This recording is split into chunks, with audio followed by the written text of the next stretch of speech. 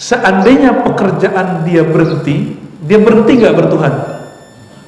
Ya, maka nggak ada dalam Islam orang yang sir sholatnya hidup, nur sholatnya hidup, dia panik kalau di PHK, nggak ada.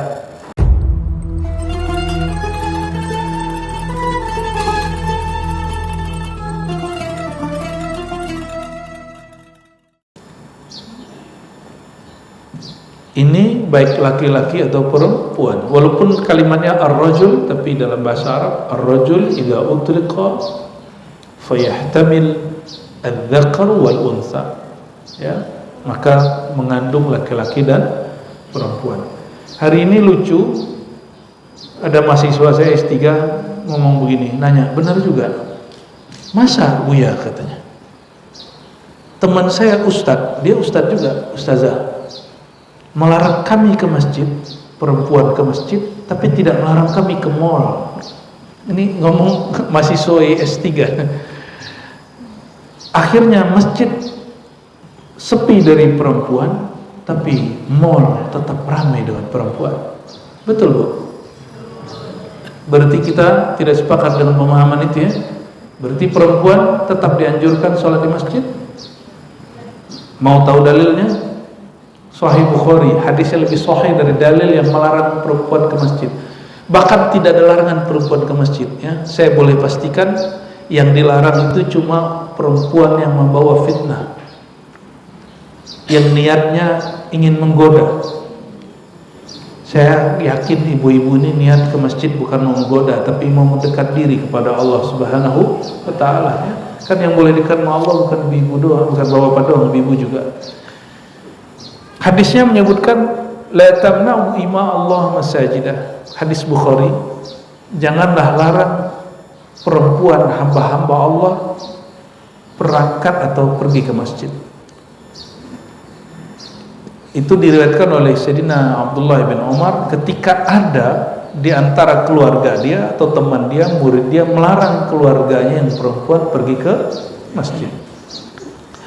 Namun kalau lagi ada hajat, keperluan, tugas di rumah yang tidak diwakili yang lain, barulah lebih afdol di rumah. Udah sederhananya begitu.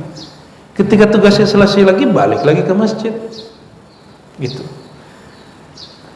Dan tidak adilnya beberapa orang menjelaskan tentang perempuan, seakan-akan perempuan itu sarangnya setan. Sarangnya setan bapaknya atau perempuan.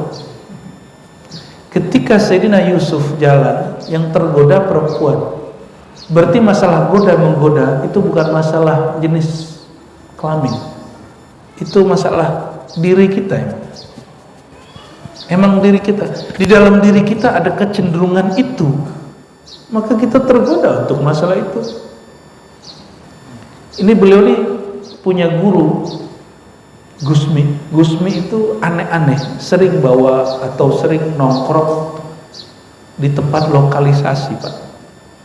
Tapi beliau kalau ada nongkrong di situ, tinggal hitung sebulan 2 bulan bubar itu tempat, biiznillah.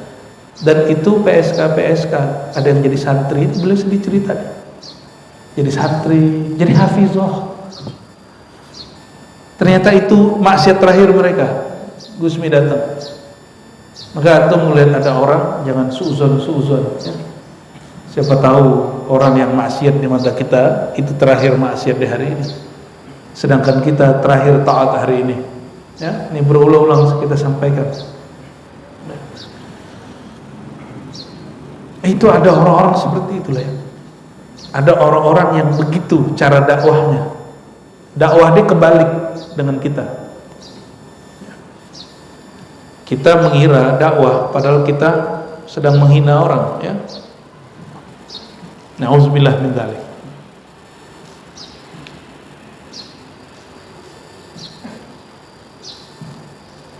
Wa dzalika idza tawaddaa. Nah, kenapa apabila seseorang berwudu lalu membaguskan wudu lalu berangkat ke masjid. Nah, hadis ini konteksnya dulu tidak ada WC masjid, tempat wudu di masjid nggak ada. Dulu masjid itu steril dari perairan karena emang gak ada kerannya, gak ada sumurnya. Orang kalau ke sumur dulu jauh. Itu sebabnya para sahabat seling sholat subuh pakai wudhu Isya karena ribet keluar malam hari. Jangan bayangkan zaman baginda Nabi Muhammad SAW dan para sahabat, para tabi'in dan ulama-ulama sebelumnya, mereka toiletnya dalam rumah, enggak. Saya masih ngalamin di kampung saya, surau tempat zikir. Kalau mau wudu itu jauh ke bawah, ada sumur di bawah. Jadi ini surau, kita turun dulu ke bawah. Maka kami kalau berbuka itu minumnya sedikit, makannya sedikit. Ya, habis itu ke toilet lagi, wudu, udah sampai subuh.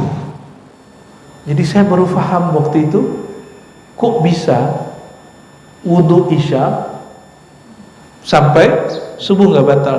Karena makannya sedikit, minumnya tidak banyak. Ya. Kenapa? Karena itikaf di surau, gerakannya nggak banyak, aktivitasnya nggak banyak. Kalau gerakan kita banyak, aktivitas kita banyak, mesti banyak minum. Beda ya, jangan disamain. Orang di itikaf itu cuma sholat, zikir, duduk, sholat, zikir, duduk, udah gitu aja kerjaannya. Emang gak dianjurkan banyak minum, sedikit aja minumnya. Dan jangan heran, ada wali Allah 12 hari wudhu sekali, gak makan, gak minum, gak tidur. Itu ada riwayatnya, dan riwayatnya sahih. Kok bisa 12 hari? Belum seberapa. Ashabul Kahfi 309 tahun. Pas ditanya mereka gak berasa.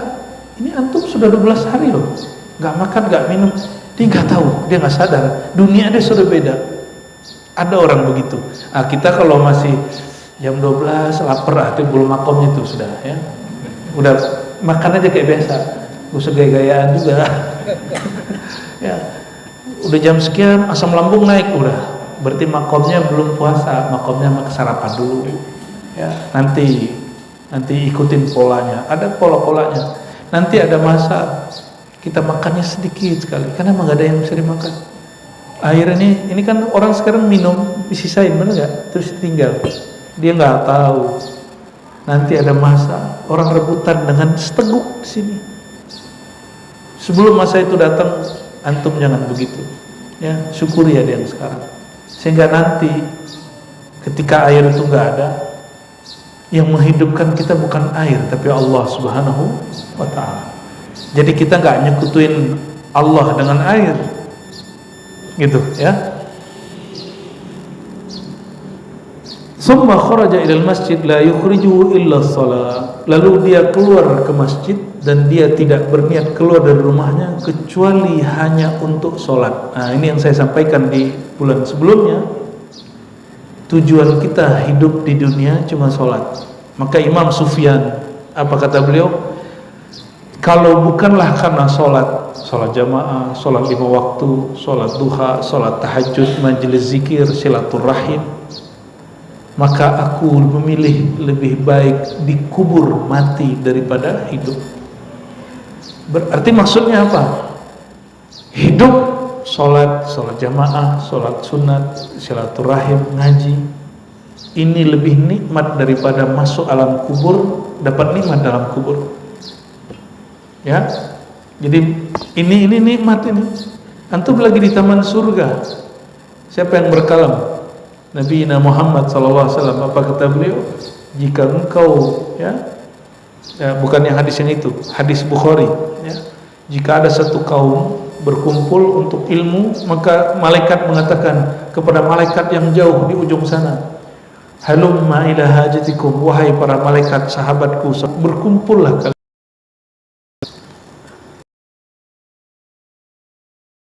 Manusia itu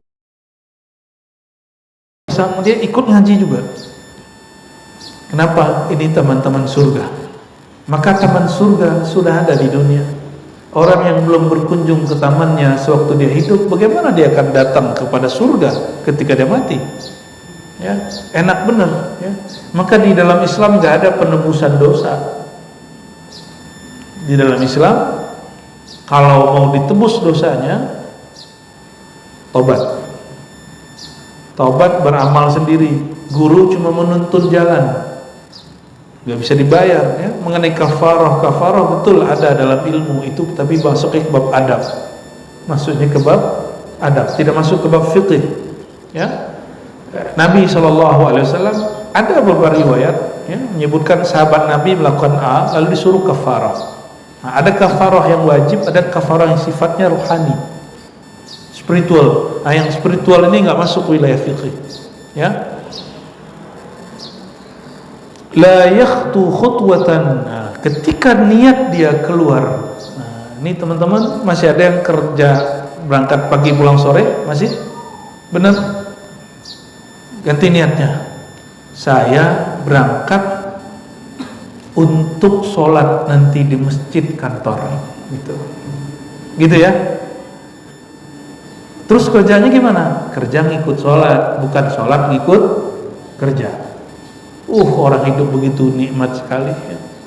Itu yang disebut indahnya hidup bersama Allah Subhanahu wa ta'ala. Maka gak ada orang panik, karena tujuan dia sholat. Seandainya pekerjaan dia berhenti gak bertuhan ya, maka gak ada dalam Islam orang yang sir sholatnya hidup, nur sholatnya hidup, dia panik kalau di PHK, gak ada ya, karena mereka tidak perlu demo kepada makhluk, dia cukup memohon kepada Khalik Allah Subhanahu wa ta'ala.